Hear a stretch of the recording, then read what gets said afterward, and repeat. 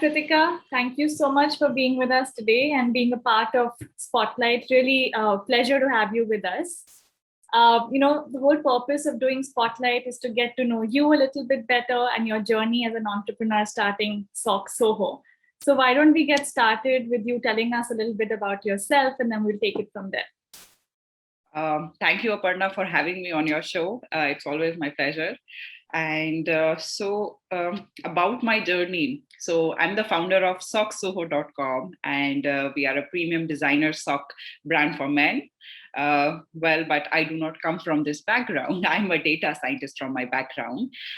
So I was born and brought up in Chandigarh, and then I moved to US for my master's in artificial intelligence. I did it from New York, after which I got the opportunity to work with Bank of America and TripAdvisor in the US. Since childhood, I've always wanted to create things, and I started coding when I was 14. The euphoria that I got from creating things, oh my god, that was amazing. And I knew I want to build something for the world. I want to build something that could go into millions of homes, and that's the reason why I quit my job in the US to launch SockSoho. So why don't you tell us? I mean, it's not very often where you see tech meeting fashion, right? So where did the idea really come from? Tell us more about that. So I used to read a lot about different industries. What I observed was e-commerce is growing at a very rapid pace in India, and men fashion segment is one of the fastest growing segments there. But if you look at the brands, all of them are focused on women. Yeah. This is the gap I found. So it wasn't a eureka moment. It was more of a very calculated decision that we took to enter into the men fashion segment.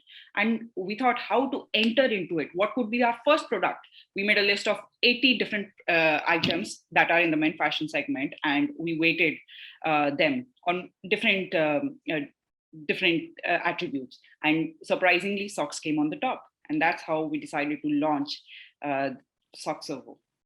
Fantastic. And as a first-time founder, while you've always had this energy and persona that you wanted to create things, there's always that nagging fear that that holds people back. That should I really take the plunge? I mean, you had a great job with TripAdvisor, Bank of America. So what made you really take that plunge? Were there any fears going into starting up on your own? See, journey of an entrepreneur is all about being fearless. So इसमें तो जो डर गया वो मर गया. As simple as that. Okay, so see, fears, yes, here and there they do pop up once in a while, but then I think being an entrepreneur, you know how to get over them and just move ahead. So honestly, I wasn't. Were there any people perhaps who, helped you or helped, people use the word mentor very, very freely, but, are there certain folks that really helped you, as you decided to take this step forward with SockSoho?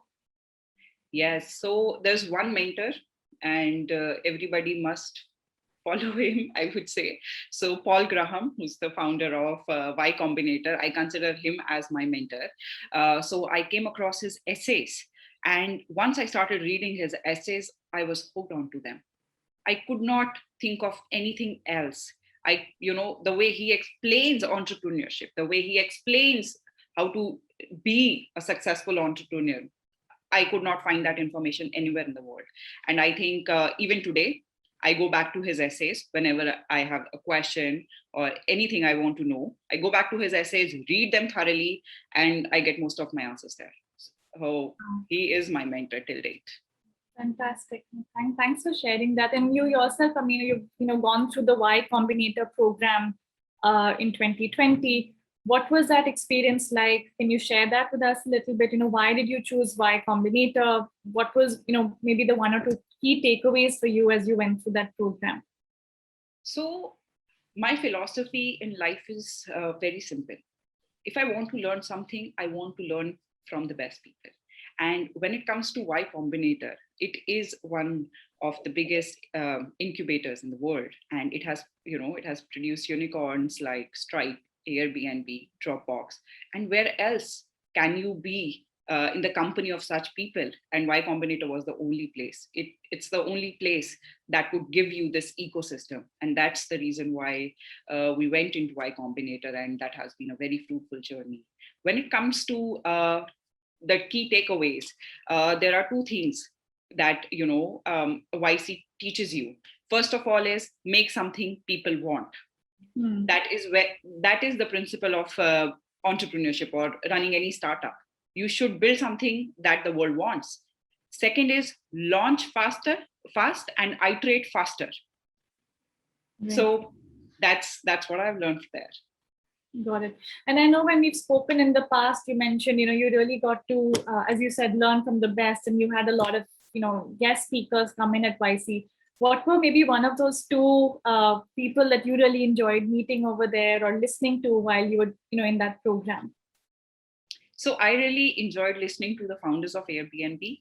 Mm-hmm. I would say I am a personal ambassador for Airbnb because I just love the product they have built, and listening to their journey, how they started, and 10 years ago they were just like us. They were starting, and how they iterated, they kept on iterating, and they found the product market fit. I think that was just an amazing experience. Yeah, absolutely. So tell me, when you had the idea, right, in India, if you go and tell somebody that you're creating these designer socks, they must have like laughed at you. What's wrong with you? Bank ki job chhod ke you're doing this. So what were some of the reactions? We'd love to hear that from maybe family, friends. How did they react to the idea when you first thought about launching? So when we thought of launching SockSoho, yes, people could not understand what exactly am I doing, because it really, doesn't go into my background. So they could not really find that intersection. But my family, they're very, very supportive of whatever I do and whatever decisions I make.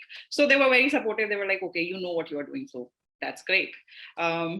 So I think, yes, here and there you get those reactions. Socks? Okay. Or, men fashion? What's your plan? But I think people were supportive. They really liked seeing something new happening around. Great. No, I think that's great. So we've obviously seen, a lot of celebrities now wearing SockSoho socks as well. So, what's been like one or two of those fun moments for you? Have you gotten to interact with them? Is there one celebrity that you really want to see wearing your socks? Well, I would really love to see Elon Musk in SockSoho socks. So we try and get this video to him. So that would be great. Yes, I think that would be an awesome moment when Elon Musk will be wearing our socks. And when it comes to fun moments, I think for me as an entrepreneur, hearing from my customers, nothing can beat that. Nothing. I receive a lot, or I often ask my customers for feedback, and they all receive my email and everything. But when they send me their feedback, oh my God, it's just so amazing. And once the fun moment or the cutest moment that happened was, so the customer received a review email, and his 9-year-old daughter sent me an email saying back, I want you to make socks for me. Why only my father could wear such beautiful socks, and he refused to share those with me. So I'm asking you if you can make socks for me. And I think that was the cutest thing I received. I'm sure a lot of people have been asking you for that. So that actually brings me to my next question as well. What's the vision for SockSoho? You've obviously started out with socks, and that seems to be going really well. Earlier you were just sharing that you're also now thinking of expanding. So would love to hear how are you thinking about growth? What's the vision for SockSoho? See, socks is just the beginning for our journey, and it was just to test the market. What we want to do is be the Uniqlo of India in next 5 years. So what these companies, traditional companies, took 50 years to build, we want to do that in next 5 years and build a monopoly in the men fashion world. That's what we want to do. Great. We're all, going to absolutely support that, and, can't wait to, see you kind of climb the ladder. Pritika, like, as an entrepreneur, you're constantly at it, right? 365 days, 24/7. There's hardly, probably a moment where you're not thinking about your company and what you should be doing, etc. So how do you really take a break? Like, what do you do? When you're not, say, working, if there are those moments in your day-to-day life as well? Well, it's very hard because even though I try not to think about my socks, about my company, somewhere I'll start thinking about it. Like even on a wedding, I'll start observing what men are wearing, how different men are dressed, X, Y, Z. So it's really difficult getting into that no thinking zone. But I like to sit quiet. And sometimes when I want a me time, I like to sit quiet and just try to quiet my mind and think, not think, sorry. Yeah. Yeah, to just be with yourself and just get some. Or I love driving. So that's another thing I like to do. Just drive. Yeah, that takes me into a different zone. And Chandigarh, I guess, is great that way because you have the hills close by. So I don't know if you drive somewhere there. Oh, yes. I love that. And I think a lot of my ideas came while I was driving and I was alone in my moment. That's another question, wanted to explore, especially in India today. The minute people are building brands, especially, in your case, while it is a fashion brand, but, tech is such an important aspect of that, right? So it's almost tech and fashion coming together. Why didn't you perhaps think of moving to Bangalore like everybody is doing today, or, Silicon Valley? So what was the thought process over there? See, our company, we are based in Bay Area and in Chandigarh. So I think COVID taught us a lot of things and it changed a lot of things for everybody around. Now, look at us. We are talking over Zoom, right? And so that's the reason why. And Chandigarh, I would say, because a lot of big companies like Nike, it started from Oregon. It the same way when you're starting, it really helps to be in Chandigarh, and we are very close to Delhi, we are very close to Bangalore, so traveling is not an issue. So it really helps because the cost is less, and I love the quality of life that Chandigarh offers. And we are in Bay Area, so we get the best of both worlds. No, absolutely. Just turning tracks a little bit, Pritika, because we also want to for people to hear more about your story, what you kind of went through in entrepreneurship, what your thoughts on that are. So while of course you got a degree in data science and AI, etc., how important do you think educational background is to really becoming a successful entrepreneur? Any thoughts on that? See, entrepreneurship, when it comes to education, education helps to give you perspective, but it cannot teach you how to become an entrepreneur. So it really helps, to gain a knowledge of one field and apply it to something. But I think in my case, education helped me in learning about a lot about the tech world, about how world works, and that's all. Degrees don't matter. Entrepreneurship is just about getting into the field and finding the product market fit and building something that people want. So I won't say degrees matter, but yes, education you can teach yourself. So education matters. Getting perspectives matters. Got it. No, absolutely. And that experience, I guess, and the power of observation, right? As you said, you were constantly observing, learning about different industries. So education doesn't really have to confine itself to what you're learning in schools and universities. Absolutely. I think education is lifelong. Yeah, absolutely. Yeah.